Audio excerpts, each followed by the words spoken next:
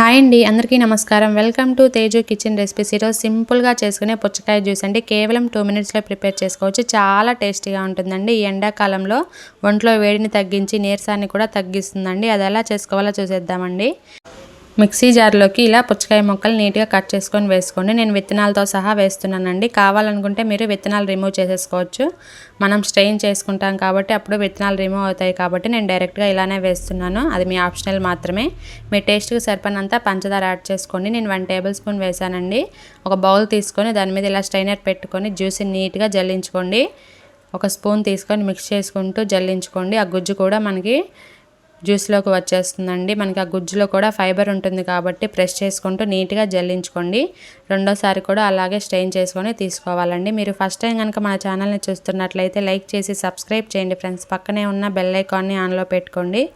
ఏ video పెట్టినా కానీ notification రూపంలో వస్తాయండి. మన ఛానల్లో breakfast recipes, healthy laddu recipes, instant breakfast recipes చాలా ఉన్నాయండి. కావాలనుకుంటే ఒకసారి చెక్ చేసుకోండి.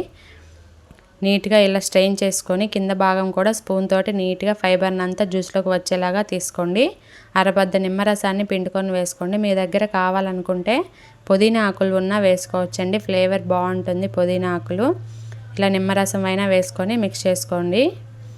నేను ముందుగానే సబ్జా గింజల్ని నానపెట్టుకున్నానండి. ఒక 10 నిమిషాల ముందే ఒక 2 టేబుల్ స్పూన్ల సబ్జా గింజలు అండ్ అలాగే అర గ్లాస్ వాటర్ వేసుకొని 10 నిమిషాల ముందు ఇలా చక్కగా నానపెట్టి పెట్టుకోండి. జ్యూస్ చేసే ముందే మనకి చక్కగా నానిపోతాయండి. జ్యూస్ ప్రిపేర్ అయ్యేలోపు 2 సర్వింగ్ గ్లాసులు తీసుకొని ఇందులోకి మీకు కావాల్సినంత సబ్జావి వేసుకోండి. నానపెట్టుకున్న సబ్జా గింజల్ని నేను 2-3 టేబుల్ స్పూన్లు వేస్తున్నాను.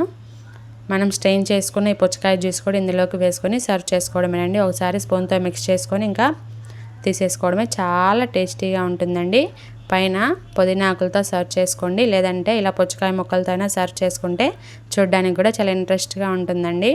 అంతే అండి, చాలా సింపుల్గా చేసుకుని వాటర్ మెలన్ జ్యూస్ రెడీ అయిపోయింది. ఈ వీడియో నచ్చితే మీ ఫ్రెండ్స్ రిలేటివ్స్కి షేర్ చేయండి ఫ్రెండ్స్. ఇంతవరకు వీడియో చూసిన వాళ్ళు కమెంట్ చేయండి friends. Subscribe to my channel Teju kitchen recipes. మరిన్ని వీడియోస్ కోసం తేజు కిచెన్ రెసిపీస్ ఛానల్ని సబ్స్క్రైబ్ చేసుకొని సపోర్ట్ చేయండి ఫ్రెండ్స్.